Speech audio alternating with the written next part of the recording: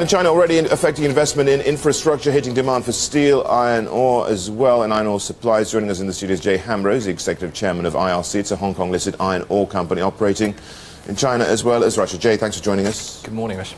So what's going on? How's it all still, how's demand? Seeing any signs of a slowdown, or is it just all guns blazing? Well, it's interesting. We see lots of signs of a slowdown in the media at the moment. But actually, for us, our customer base is very strong. We've just added a new customer who's taking about 20% of our production at the moment. So we see a very strong market, and we don't really see... You can't produce enough, is that what you're saying? Well, we are going through an expansion phase at the moment. So now we're producing just over 1 million tonnes, and we will ramp up to near 5 million tonnes in 2 or 3 years' time. And so we've obviously spent quite a lot of time marketing, speaking to new customers, and there is a wealth of demand for the product that we're making. Yeah, because you said in the past, of course, you intend to increase production, I think, 5-fold, and this is by 2014, as you just reiterated, yeah? But where are you with that? Are you confident you can do that through organic growth, or are you going to have some bolt-on acquisitions? Well, so if you look at our portfolio, we're capable of delivering on a geological front. So the risks were funding and a technical risk. Funding, we've got a $240 million fundraising here, a $340 million raising with ICBC that we started to draw down on last year. So funding is something that we are de-risked on. And on the technology front, we've been building this asset for nearly 4 years now. Which asset?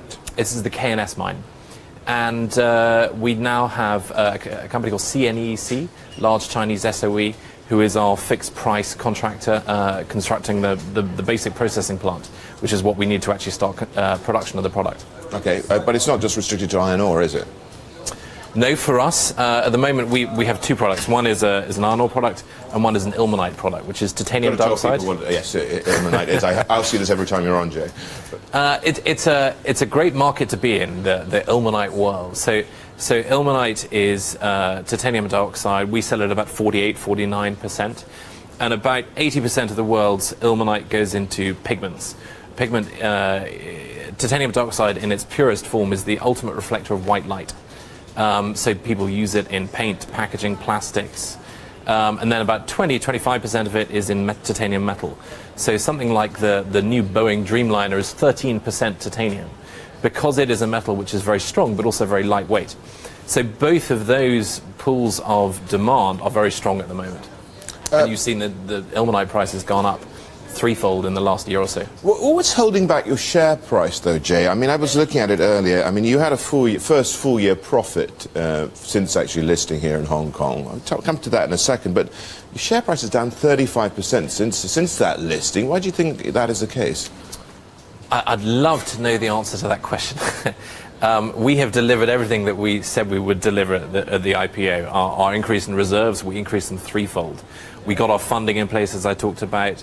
We got our construction contract in place. We delivered our first profit. Everything we've done that we promised to do. Okay, but there is there is a debt burden there, isn't there? And that must be weighing on the equity price, surely.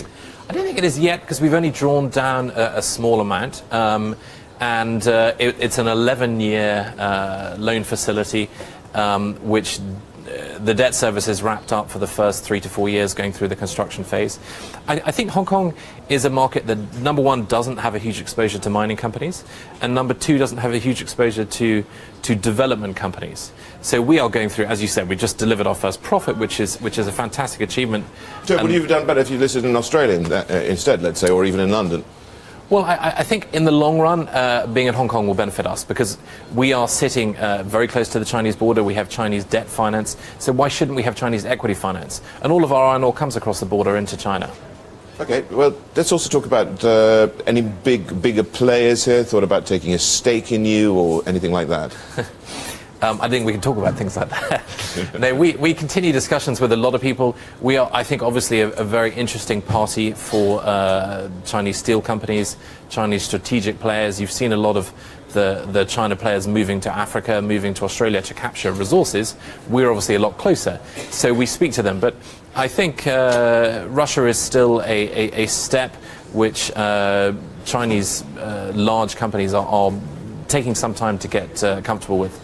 Okay, we've mentioned the first full year profit that you had. Is that now going to become the norm rather than the exception? We've got our quarterly results next week, so I think it would be wrong of me to make any forecasts out of turn. Kuranak definitely is producing a profit at the moment, and I think we've been full capacity now, isn't it? So the iron ore is full capacity, and we are doubling our ilmenite capacity this year, which is a great thing. I don't think anyone else in the market is going through that doubling phase in ilmenite at the moment. So that's something we're very proud of, and I hope that will help the corporate deliver a profit. Because the operations level business is definitely profitable. Very quickly, prices. Ilmenite, how do you price it? It's hard to price. And what about iron ore prices? Where are you seeing them going? So ilmenite, very briefly, still maintains a status of record highs month on month almost at the moment. We're seeing sales prices of $300 per tonne plus. Iron ore, I still stick to my statement of stronger for longer.